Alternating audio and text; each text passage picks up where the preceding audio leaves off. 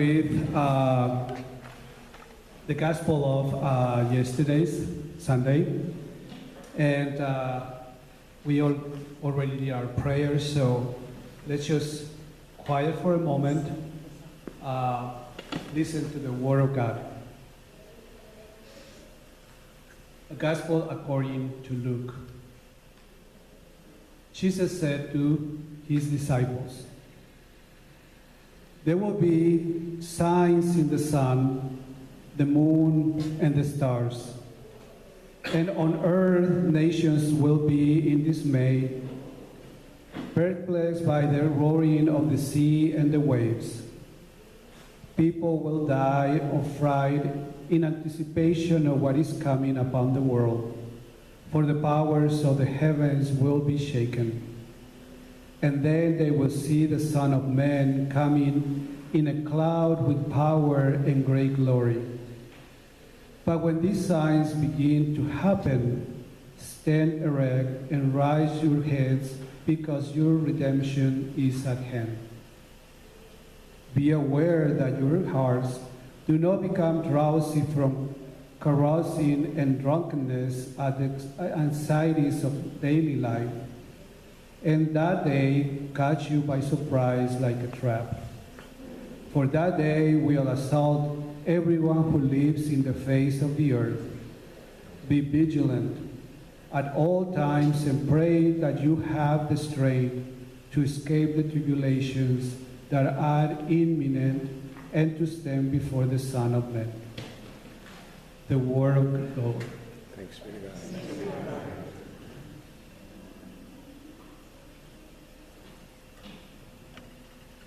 Okay, so just to recap last week's talk, we talked about three different characters that are essential in the event of Our Lady of Guadalupe. And the first one we saw was the Franciscan friars, the religious men who came along with the conquistadores. And we saw that these particular friars that came to America, they were already, prior to that, tried to recover the spirituality, the roots of the order. Yeah, they wanted to root their lives again in the gospel values. Poverty, poverty, living chastity, spiritual and bodily. Also, they created small communities that, were open to live this type of life. Yeah. So, for these Franciscans, the idea of creating a new civilization in Europe already, we have different events happening that create in them this idea of corruption in the church, in the systems, in monarchies, everywhere. They saw that sort of,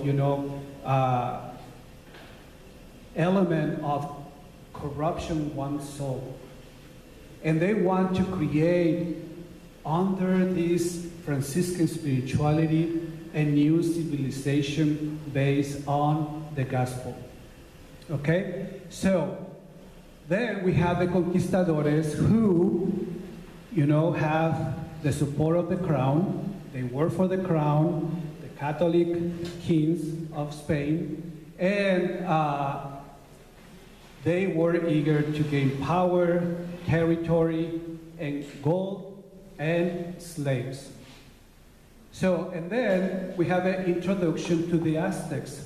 And we saw that they were the chosen people by their God, God the Son, Huitzilopochtli.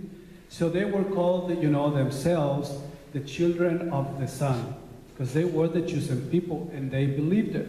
And because they were chosen by the God, so they had also their responsibility to protect and to provide with everything they need, that gods need, to keep the balance of the cosmos. Yeah? And we also talk about this culture had a fatalistic mentality. Yeah? So probably if they were here tonight and heard the gospel, they would have probably had a heart attack or something, because they were like so preoccupied with the end of the world and the end of humanity that that was everything was like I mentioned, based in the belief and their relationship with their gods. Everything, 24 hours a day, and every day of the year was their life around the gods. So, today, we are going to see the philosophy and religious belief of these Aztecs. It's important for us to understand how is it that they, thought. How is it that they believe? What is it that they believe to? What is it that they not just believe, but also celebrate what they believe? And because they celebrate and believe, that create what civilization of the Aztecs. So, for us, it's important to understand these elements so we can have a better idea of the event that will happen again. Okay? So prior to the civilization of the Aztecs, and we saw that the Aztecs, arrived to the center, and they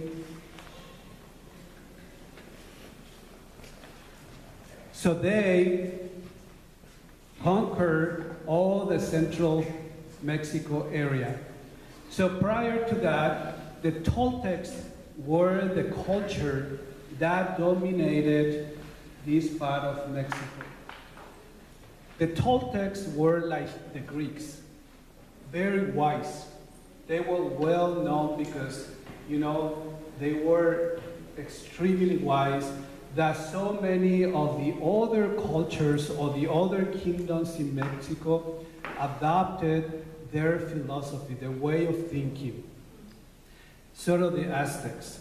When they arrived to, the center and conquest all that area, the influence of the Toltecs was like so strong and so big that they also adapted that philosophy into their life. So this is a very important aspect.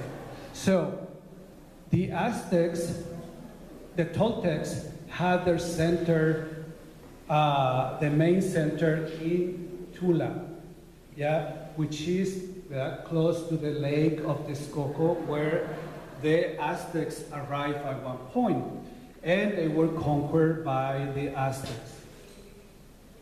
So if you see, this area is bigger than what the Aztecs conquered. So, but the Toltec Empire was mostly the influence that was important to the other civilizations around the Mexican area. So, like I mentioned, for the Aztecs, gods were, all over, their lives. They have 4 gods that were very, very important for the Aztecs. And again, don't worry about, pronouncing the names because it's hard. So, Quetzalcoatl, which is the god of the wind, the god of the serpent, the Feather Serpent, Huitzilopochtli, the god of sun, Tlaloc, the god of the rain, and Coatlicue, the goddess of the earth. So these are very, very important gods for the Aztecs, and we are going to see more about them in a minute. But also, there was another god who was probably the most important god of all. And the Aztecs assumed this god from the Toltec, So it's Ometeotl. The Toltecs believe in many gods, but they came to the understanding that there was only one God. There was only one God who was the beginning and the end.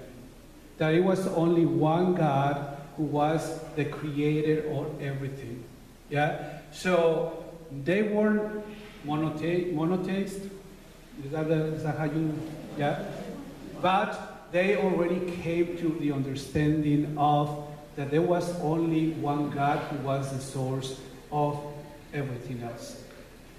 So the Aztecs adopt this God. But this God was the God of duality. Yeah, this God was masculine but also was feminine.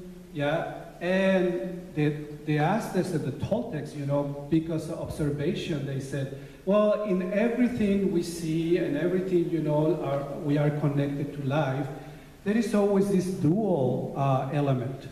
Yeah, I mean, there is day and we have night, there is cold and there is heat.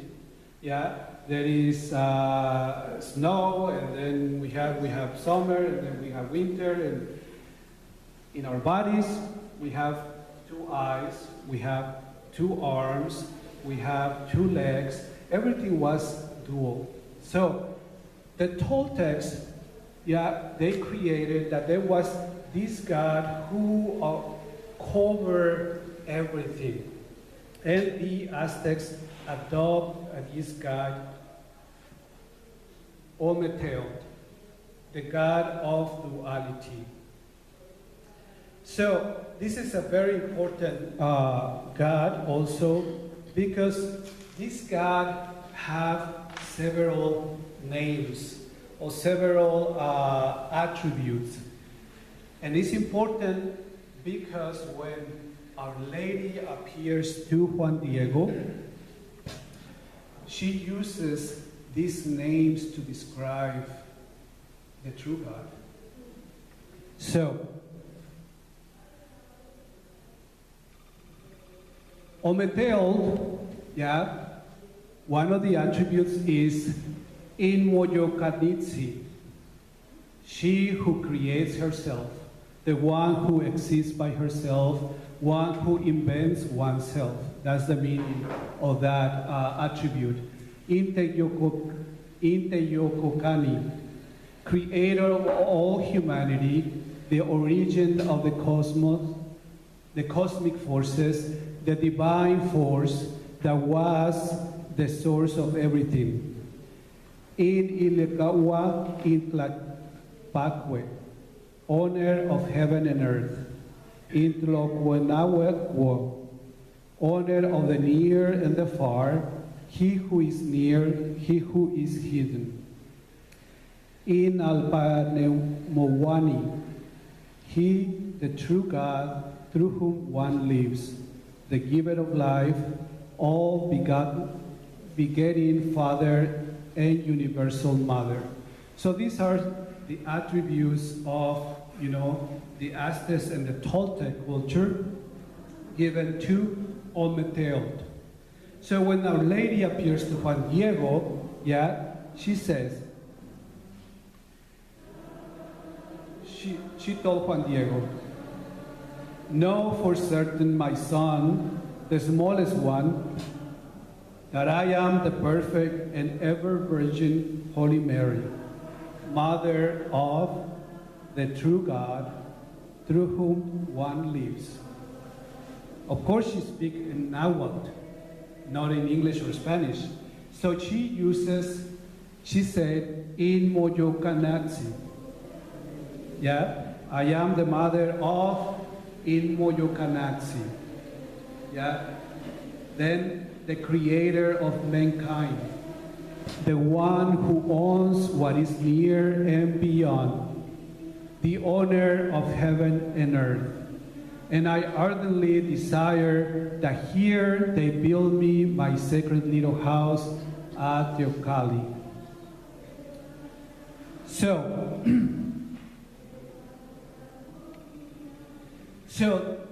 Ometeotl, who is the supreme God of duality, created other four gods. You can hear me? Yeah? Good? Okay. So Ometeotl created other four gods. And he commanded that these four gods created all the rest of the other gods. So these gods met in Teotihuacan, the city of the gods, or the city where the gods gathered. And you can see in the map, Tenochtitlan, the city of the Aztecs, the one that were founded by the Aztecs, and Teotihuacan was on the other side of the lake of Texcoco. So in that very place, they believe that Ometeotl commanded these four gods to create all the rest of the other gods, which they did. They created all the... So once they finished creating all the other gods and goddesses, so Ometeotl also asked them to create humanity. So these four gods are gathered, ready to create humanity, but it's dark. So they said, okay, so we need to create a sun. So the three of them asked Quetzalcoatl, one of the gods, and said, can you become a sun? And he said, okay, I'll become a sun. So he becomes a sun and creates a humanity. But it's very complex and very long, so I'm not going to get into details. It's just going to be briefly. So, but the humanity didn't work.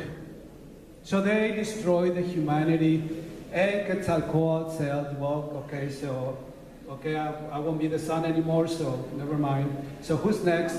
So, and the next god also, becomes a sun, creates humanity, and it doesn't work. They destroy humanity for the second time, and so on until the four gods create, humanity, destroy it. So these are the four eras, that the Aztecs believe were created and destroyed. So, out of compassion, they said, well, we tried it didn't work, so what can we do to make it right? So, they said, okay, so let's create a fire, So, at the bottom of the abyss, they create this big fire, And it's like, okay, who's going to be the one? Because now, this time, it's not just about turning into the sun. Now it's about sacrificing, We need the sacrifice of a God so we can create humanity. So there is this God, strong and, tall and young, and he said, okay, I'll do it. I'll sacrifice myself and throw into the fire.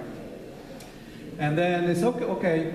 So, and in the back there is this old, God and weak and, and it's like, okay, I want to do it too. Okay, Nana Watson, just wait, let this young God do it. And he's just like, at the edge of the abysm, and he's like, okay, I'll do it, I'll do it. And no, I can do it. No, I can. So, and then the old God, Nana Watson, is like, what is it that I have to do? And goes to the fire. And from the fire comes this beautiful, strong, radiant sun. Yeah? Gosh, I want to be like that. So he throws himself in the fire too. So then he comes another radiant and, and big, strong sun. But then the God says that, what are we going to do with two suns? I mean, we cannot have two suns. I mean, humanity is going to get burned out and everything. So they, grab a rabbit and throw it to one of the suns, and becomes the moon. Yeah? So yeah, they get it. So that's, the philosophy of the Aztecs. So now they have the sun and the moon. But that is not enough for creating humanity. So they said, let's sacrifice all of us, ourselves, and they do it. They throw themselves into the fire, and the big explosion creates this movement that called Olim. Yeah? So the stars, the moon and the sun start, moving and creating all what exists. Yeah? So this is part of what they believe, how is it that they become human, and how is it that they give an other opportunity for the new or the fifth humanity. So,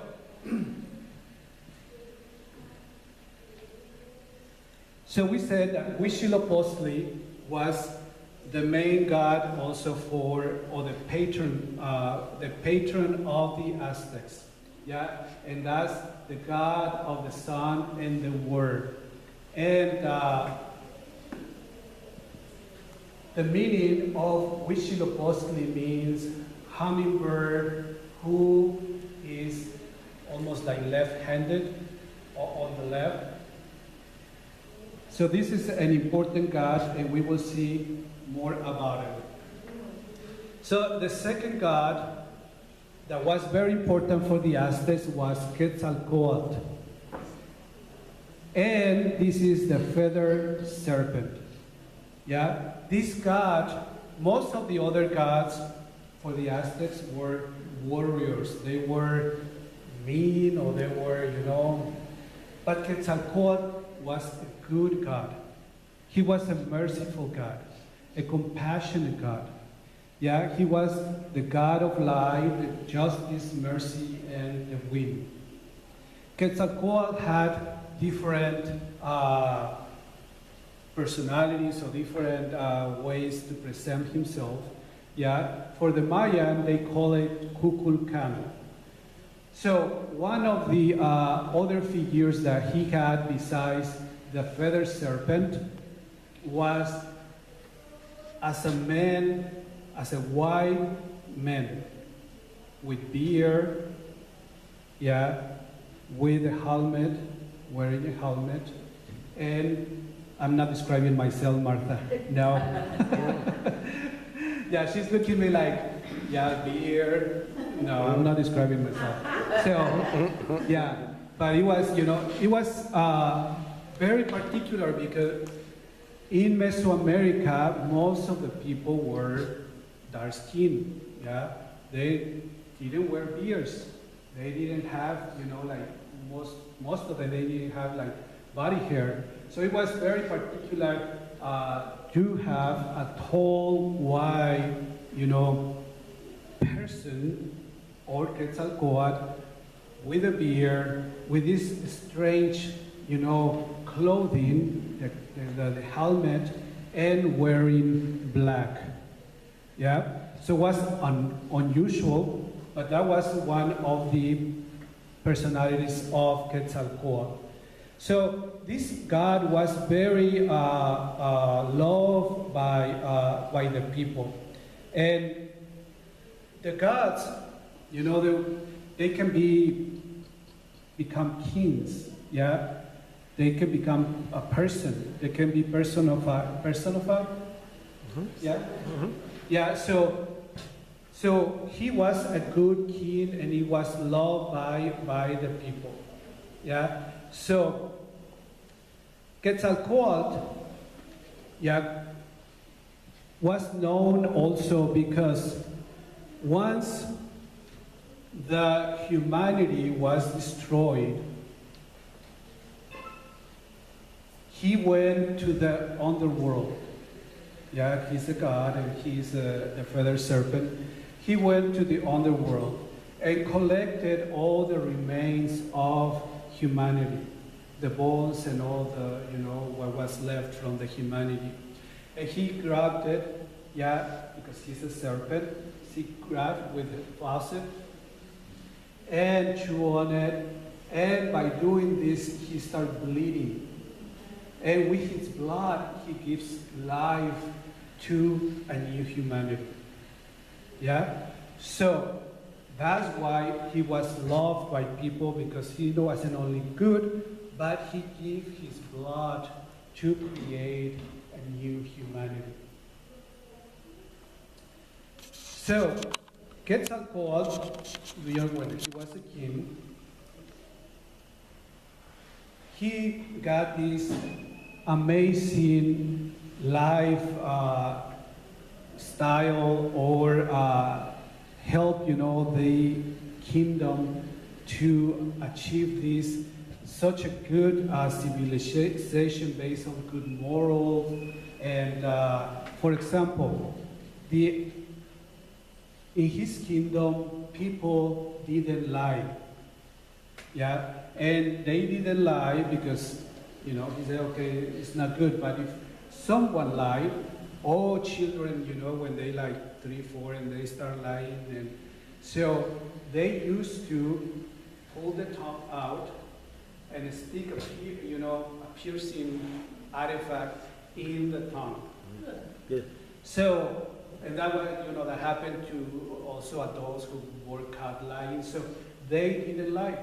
Yeah. So also he, asked them not to get drunk. So, so they didn't get drunk. And also, he didn't like sacrifices. So, in his kingdom, there were no sacrifices. So, people loved him. Yeah, this was a good God. But one day, yeah, he got a brother, and this brother was jealous of him. Yeah, because people love them, people, care for them and bring stuff to them, and he was so over them up, yeah. But the other brother says, like, I'm a god too. Why people don't love me? So he started, making arrangements to kind of get rid of it, yeah. So his brother becomes, personified as an old woman. And, here comes Quetzalcoatl, and he's tired because of his journey, with the people, and blah, blah, blah, and doing this, doing that. He comes tired, to his palace, and the brother is there, but personified as an old woman. And she's like, how are you, Quetzalcoatl? I'm tired. Well, drink this, you will feel better. Yeah. So this is a drink called pulque, yeah, and is fermented juice from the cactus that you drink a lot, and then you just, become drunk. So, Quetzalcoatl becomes drunk, yeah, and while he's drunk, he does, all imaginable things. He slept with his sisters, and you name it, all kind of, disasters. So, the next day he just wakes up, and then he sees, all that chaos, and he says, what happened? He said, well, it was you. It was you who did all this. And he's full of shame. He's full of shame, and he just cannot take it. So he auto-exiliates himself. And, he's like, I'm leaving.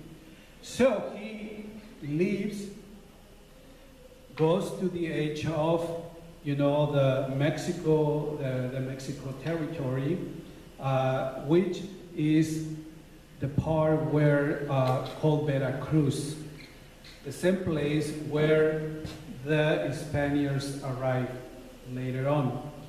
So, and then he says, okay, goodbye. And the people is like, don't go. We are willing to forgive you.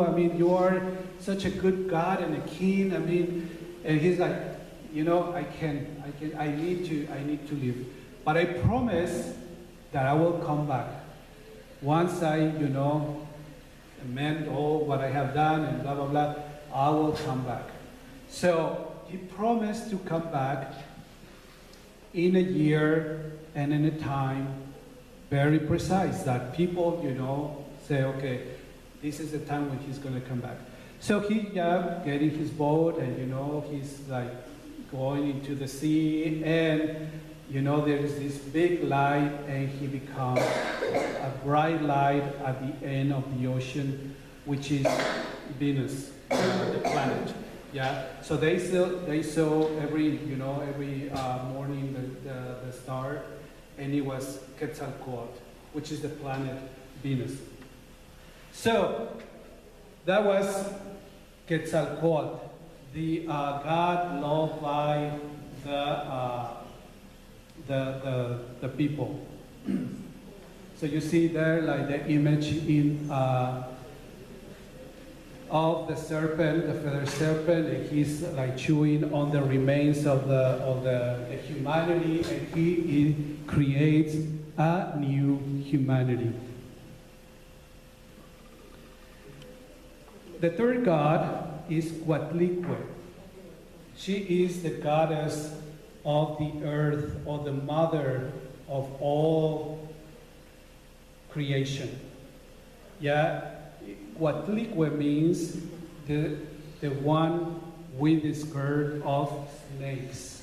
I don't know, you can see there the snakes.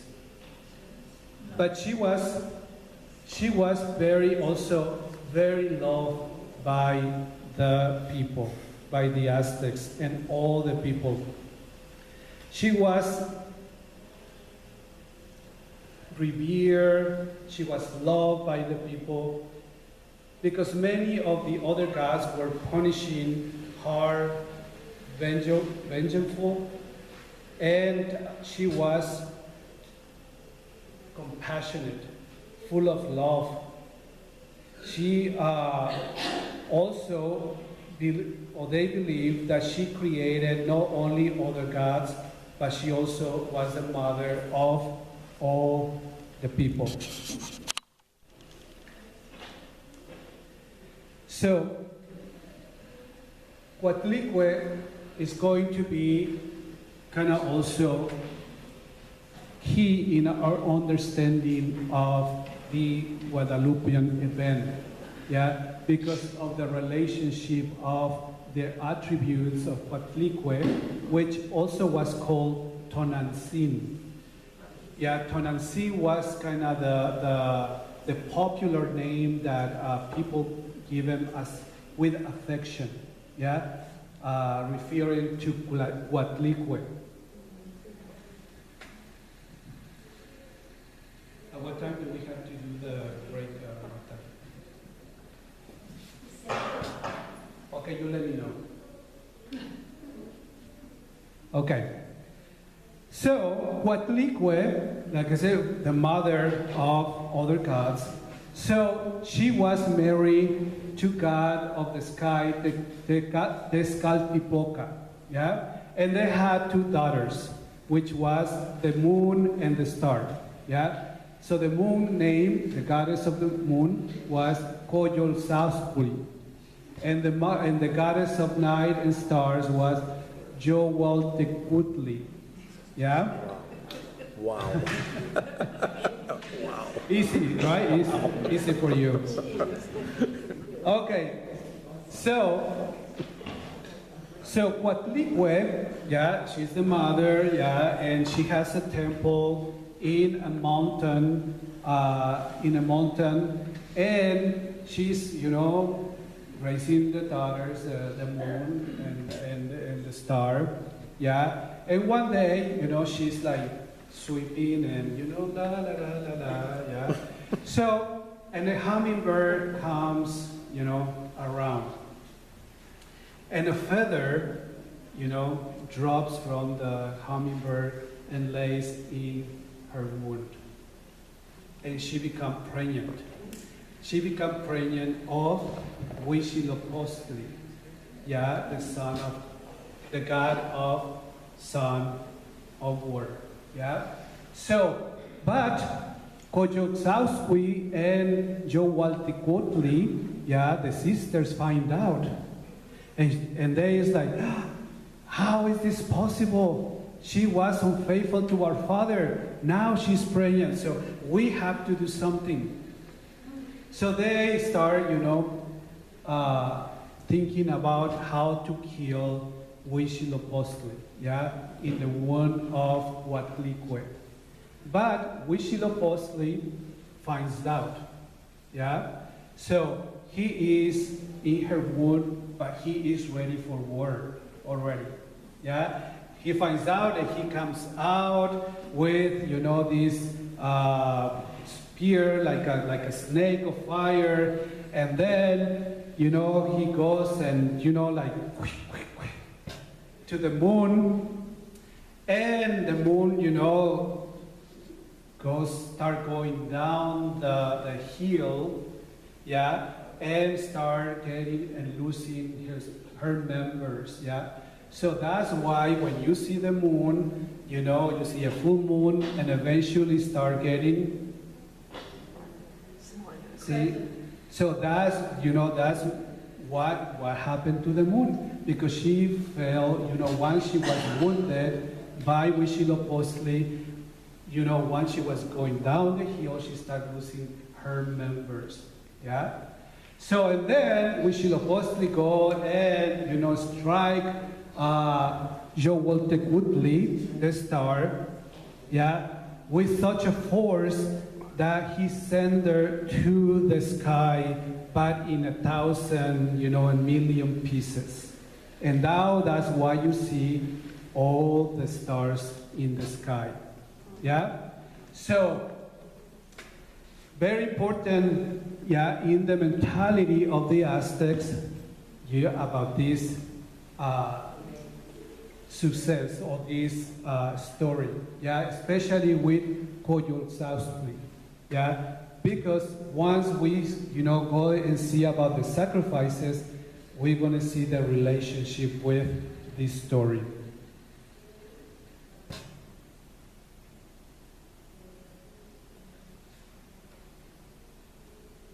So we have, the scene where Huatlicue, the feathers of the hummingbird are coming down, and that's Huitzilopochtli with his spear and try to, fighting her sisters. And you see the goddess of the moon, all the members apart.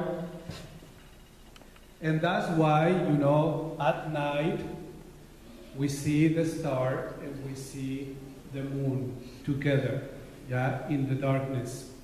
And the sun triumphant, during the day, Very, very important for the Aztecs and their understanding of this war between the sisters, these two sisters and the sun.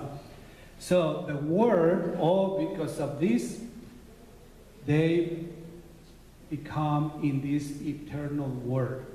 The two sisters are always trying to kill the sun. God the sun, Huitzilopochtli.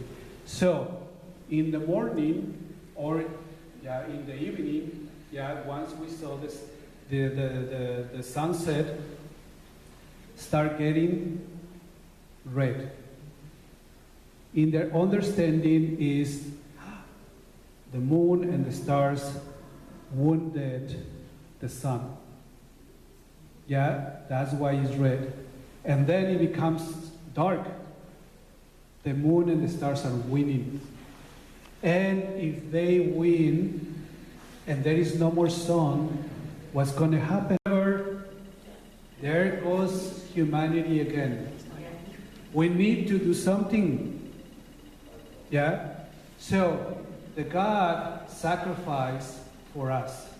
So we need to offer sacrifices to the God, the Son, so He can regain the strength and defeat the moon and the star. Yeah? Very, very important for the Aztecs to understand this. Looks dismembered. Looks like it's dismembered. Yeah, this is they found this. This is an original piece that was found in the 1950s in one of the excavations they did, and there is a pyramid. Yeah, the pyramid of the sun, or to Huitzilopochtli, and this stone card of the moon was placed at the bottom of the temple, symbolizing, the triumph of Huitzilopochtli, and that she was, defeated at the bottom of the temple. And talking about the temple, so for the Aztecs and the Mesoamerican cultures, the temple was so important. Not just because there were centers of spirituality or the religions or their celebrations, but the temple was like so important to them because it represents who they were. It represents civilization. For example, if this table right here, starts a war with the rest of the tables over here, and this table have their temple, and you have your temple, so you are in war.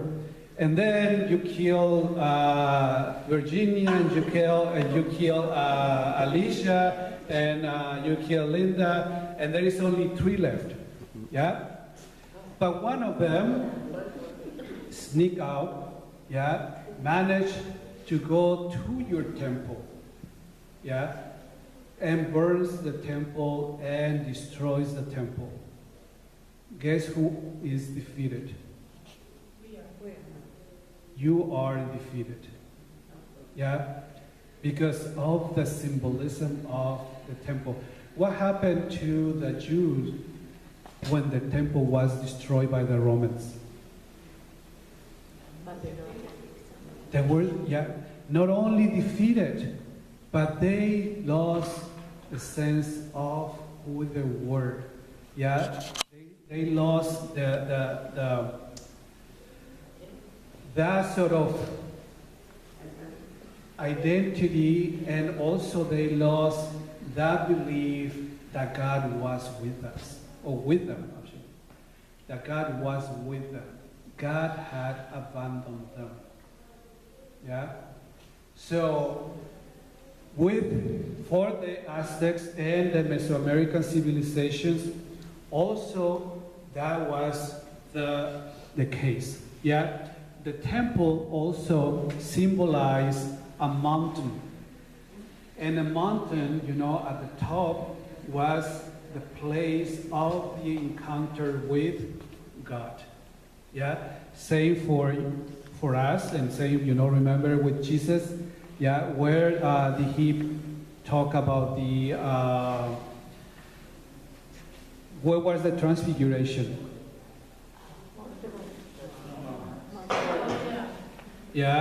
Where pretty much all the big events, were on top of a mountain. Because that was the encounter, or the place with the encounter with God. So the same with the Mesoamerican people. the temple was also the center of their spirituality, but it was the place of the encounter with the gods. And also, yeah, a temple usually was located in a place where was the separation between the sun and the moon. Yeah? So when they offer the sacrifices, so it was strategically placed so the sun can continue his war and winning to the moon and the stars. Okay, so how are we on time? So time for a break? All right. So let's take 10 minutes.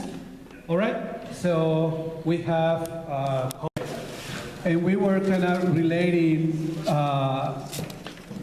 in our history with the people of Israel and when their temple was destroyed. What is it that Jesus promised or said? I will rebuild, destroy the temple and rebuild the temple in 3 days. 3 days. So yeah, we know the story. So in the same way, yeah, what happened to the Mesoamerican people and the Aztec Empire? Their temple was destroyed with all the images of the gods and everything. So what is it that Our Lady of Guadalupe asked to the Bishop Zumárraga?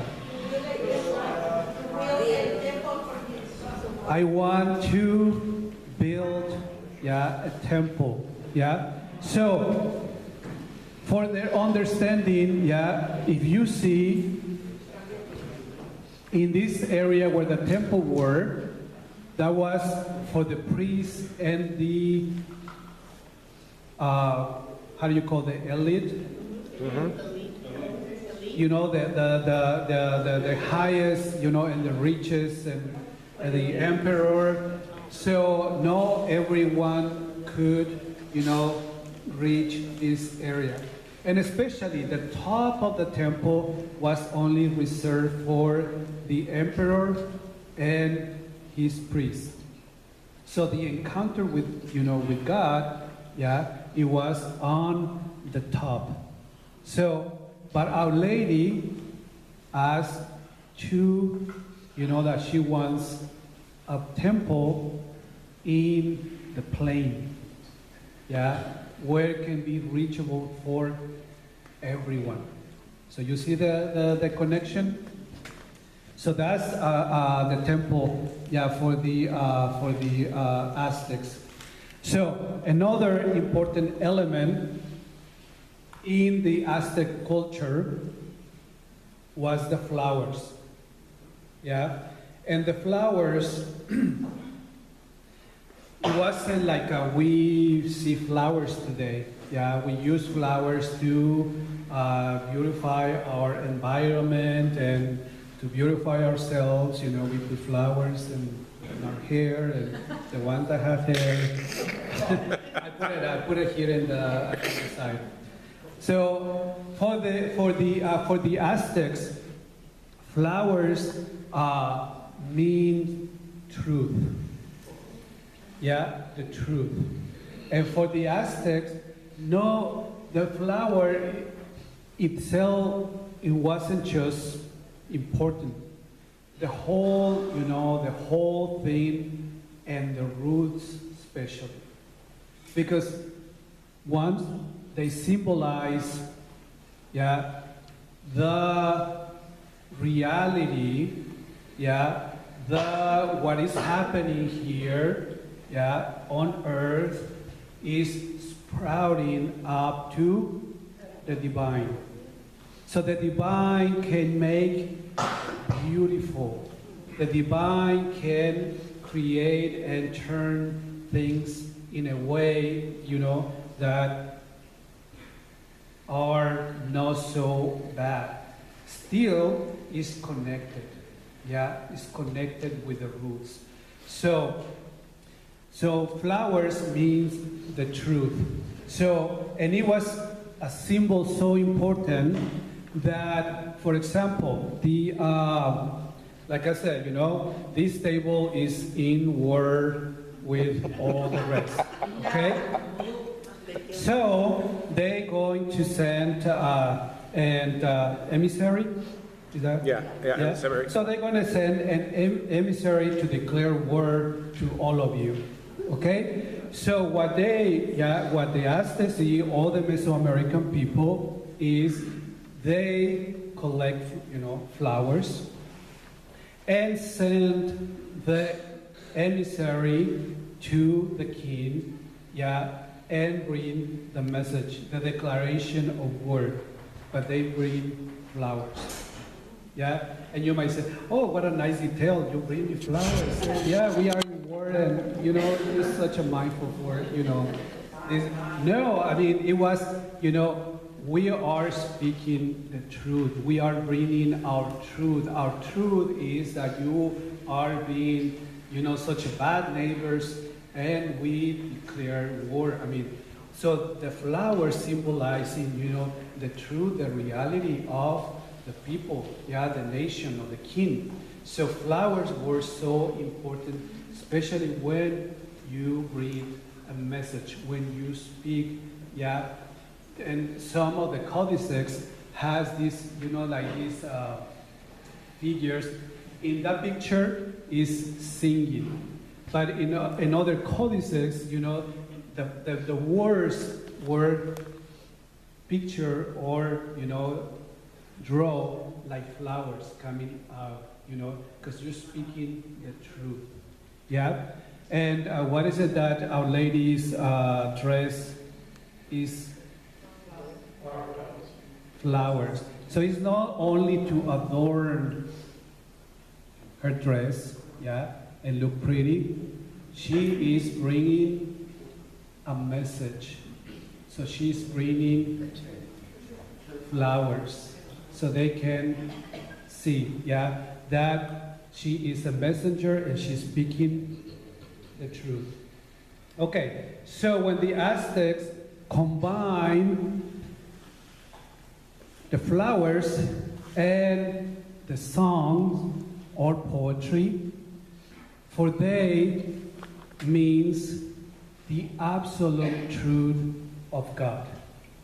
When they have the combination of these two elements, so they enter into another realm, the realm of the divine. So now they have communion with God.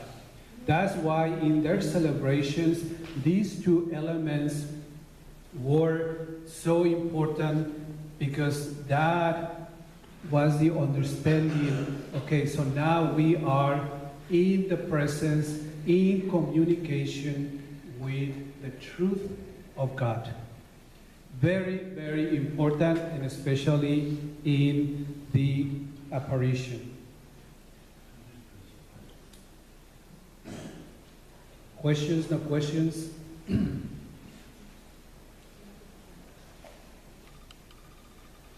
Okay, so what is it that the Aztecs believe about the human person of the body? Excuse the dessert. Okay, so according to the historian David Carrasco, one of the most pervasive notions in Aztec religion is the sacrality of the human body. So for the Aztecs, they don't see, like we just a bunch of bodies. No, the body was sacred. And its potential to return its energy to the cosmos. So nothing was wasted for the Aztecs. So that energy that the bodies had at the time of, when they died, So that energy goes into the gods, and we will see in a moment.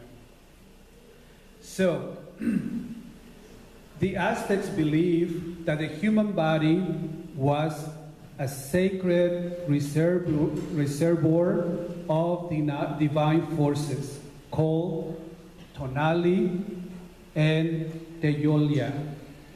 Okay? So the first force, the Tonali, was an energy or a gaseous substance that the Aztecs thought reside in the head and the hair of human person.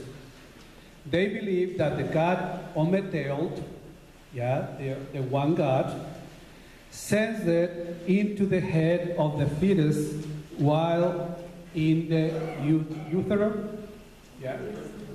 So when they had the baby, so the god Ometeotl sent that spirit into the head, and the hair of the fetus or the baby. So the tonali derives from the verb to make warm with the sun or to irradiate. And the Aztecs associated with warmth as well as solar heat. So the sun is the god, and the sun, the god irradiates that energy, and he gives that energy into the body so we can, be warm. So this tonali was also responsible for the body's strength, the body's health, which is why the Aztec warriors are portrayed grasping prisoners of war by their hair. So what happened to Samson? They cut the hair, he lost his strength. So literally holding the person's reservoir of vigor and strength. So the second force is the Toyalia. And they thought that this force resides in the heart of the humans. And it is tied to human reasoning, perception, and understanding. So scholars describe this like a divine fire within us, a divine spark or light matter. So the gods, sparkle part of themselves into our hearts so we can have life. Does that sound familiar? So this force was particularly strong in priests and people close to the gods. When a person dies, their teiolia leaves their body. And when a warrior dies, their teiolia arises to the sun. Both of these powers were thought to permeate and saturate reality. They were not just housed in the human body, but resided in nature like mountains, lakes, and also animals, plants, and objects. So, to summarize, the Aztecs viewed the human body as a composite of forces or energies literally residing in the body. So, body for Aztecs were very, very sacred. And you might eventually say, well, what about the sacrifices? Well, we will see. Okay, so remember that we talking about this fatalistic way of thinking of the Aztecs, and this worry about the moon and the stars defeating the sun. And if the sun is defeated, so then, you know, and the next morning there's going to be no more sun, and if there is the sun, and there is no plants, nothing to eat, and no life. Okay? So, they need, remember, the gods sacrificed themselves so to create a new humanity. You know, Quetzalcoatl to on the rest and give his blood, to create a new humanity. So, because the Aztecs were the children of the sun, they have the responsibility to correspond with sacrifice, with their blood, to help his God, who is fighting to preserve humanity. Okay? So, the flowery wars. So the Aztecs perform different types of sacrifices depending on the god. Yeah? So not all the sacrifices were the same, and yes, there were like sacrifices, you know, like every day, but through the celebrations was, you know, a bigger amount of people to sacrifice and depending on the god. So, remember I showed you the map that the Aztecs conquered all the other kingdoms around Tenochtitlan. And there were about 300 to 400, or some historians also believe they were more like 500 different kingdoms around them that the Aztecs conquered. So they used to go out to these kingdoms, who were now conquered by the Aztecs, and capture, men, women, children, So they worked to these wars not to kill people. That wasn't their intention. They were to capture people, so they can sacrifice them, or to slave them also, you know, for their work, their life, So the flowery wars are called, you know, flowery because the heart also is considered, in the Aztec view, as the flowers. The flowers is rooted on the earth, springs life, and connects with the divine. So the heart is rooted in our bodies, and through the heart we have life. So when they offer, you know, the hearts, so it's like an offering, like a flower, like a flower rises, and connects with the divine. So that's why they were called the flowery wars.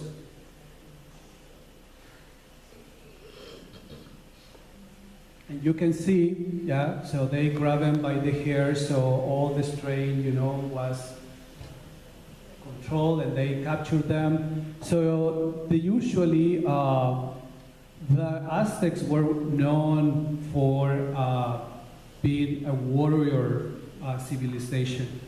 So they have different strategies and to capture people, and but not to kill the people at that moment. So, human sacrifices. So, the main aspect of the human sacrifice was to give the world harmony, to continue with the Olim, the movement, so the sun can, you know, have the strength to defeat, the moon and the star. So it was their responsibility. So to continue living in peace, they thought, or to continue preserving life. Remember when Caiaphas, the highest priest, tell the rest of the other priests and says, they're trying to capture Jesus, and he says, it's better that one man dies than than all of us. So the Aztecs also, because it was their responsibility, so they thought, okay, it's better to sacrifice some of us, some part of the humanity, and not that the whole humanity perish and be destroyed. So the human sacrifice also, it wasn't just to the sun, like I said, there were all the different rituals and depending to, the different gods. For example, to the god Tlaloc, the god of the rain. So the Aztecs chose children, So for the god of the, God the sun, Huitzilopochtli, they believe that this god likes the hearts and the blood. So that's what they offer. So for the god Tlaloc, which is the god of the rain, so they believe that, children were his favorite. So they sacrifice children, and they start by pulling the nails, Right. make them cry. So the more they cry, so they believe they will have a better rain year, or So that was, and then of course they sacrifice also, and offer the heart and all that. So for the Aztecs,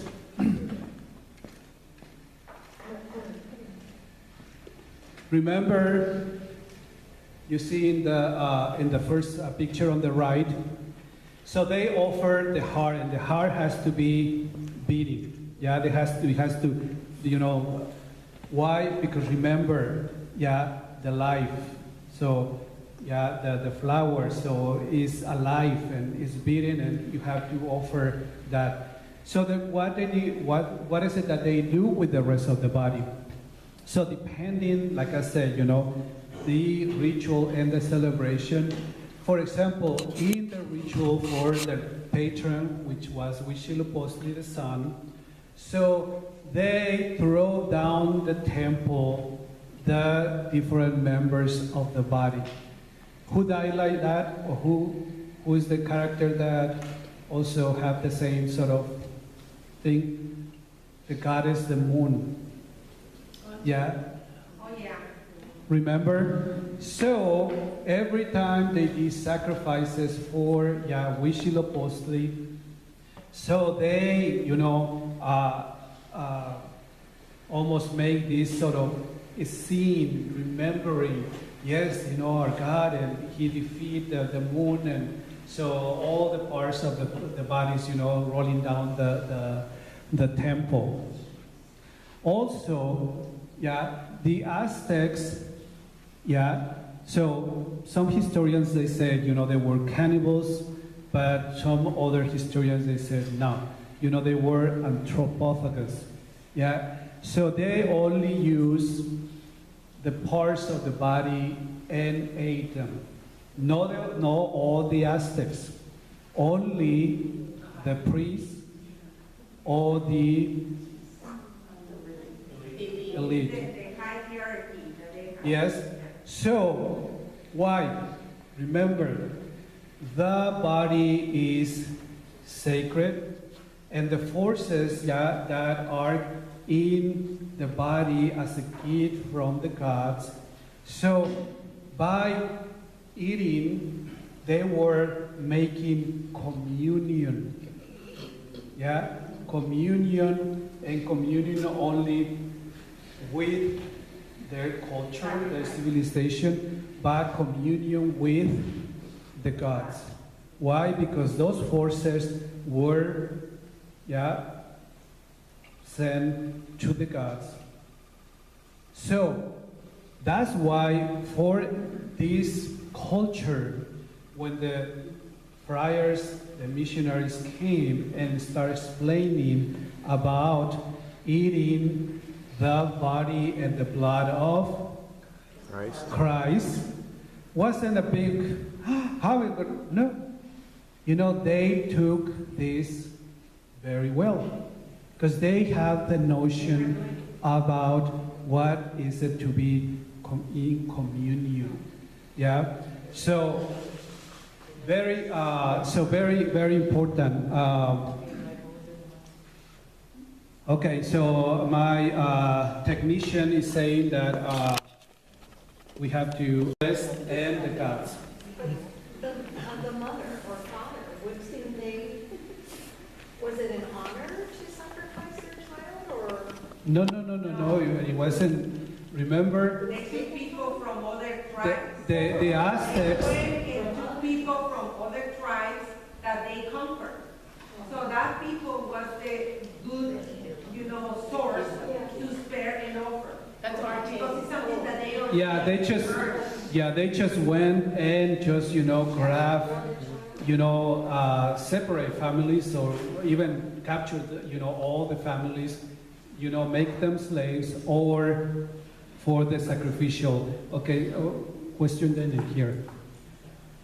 Well, no, I just want to make a comment. Like, obviously, Mexican, we learned the history of Mexico, and part of the learning the Aztecs culture was, part of the education that we received.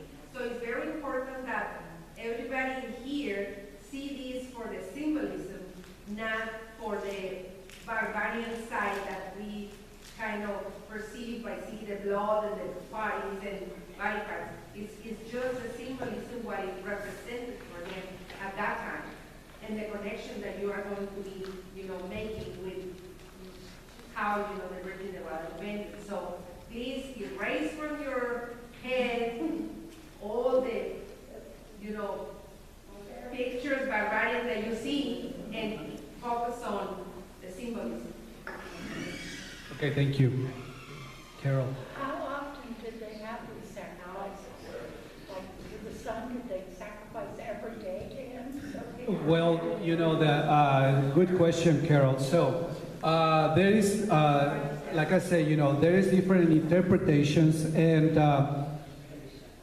a lot of the codices, from this culture and other, Mesoamerican cultures were destroyed. So very few survive, and some of the Franciscan friars, started writing, pretty much journaling everything. And for example, Bernardino de Sahagún, he was one of the major historians at the time, and he wrote this codex, which is in Florence now. And and some of the indigenous, wrote or draw, part of the pictures that we can see today. So, depending on the god and depending the celebration, like I said, they had this federalist way of thinking. So, of course, every day, the sun goes up and then down, and then they saw the red, and okay, we need to help them. So they offer, like a few sacrifices a day, yeah. But when was the feast of the god? So some historians said that, maybe, I don't know, thousands were sacrificed. Some historians says that around 20,000 might be sacrificed a year, 20,000 people a year. So, like I said, it depends, but that was a big thing, yeah. For the Aztecs, remember, they need to preserve, yeah, the life and humanity. But now we need to see all these other little kingdoms who were oppressed by the Aztecs. Yeah, so they were, like I say, the Aztecs just went to their kingdom, grabbed, whoever they, find, male, females, and children, and, capture them and offer them to. Not only that, but also the oppression, taxation, slavery. So these kingdoms oppressed by the Aztec, they were tired. Yeah, they were already desperate. They were, the Aztecs, of course, we saw the pictures and the historians talk about the great city, that they built and the great civilization they were. But to the cost of these other, many, many kingdoms, who were oppressed by them. Okay? So, any other questions or comments? No? So I think it's time for us to leave. Yeah? Okay. Yes, Jim? What time does this program start next week? Okay, so I think it's the most important question as all night. So, according to Father Sam and I think the office, so we start soup at 5:30, and then we start our talk 6 sharp, Then we have a break, and then we're supposed to end up at around 7:30-ish. That's better, Yeah. So if you can make it next week, 5:30, so we can start sharp at 6. And don't forget to bring dessert. And I think it is dessert and more soup if someone wants to take, home or whatever. So thank you so much, and I hope you won't have nightmares tonight. If people could bust their tables and put stuff in the trash can, it would be helpful. Yes, all your trash.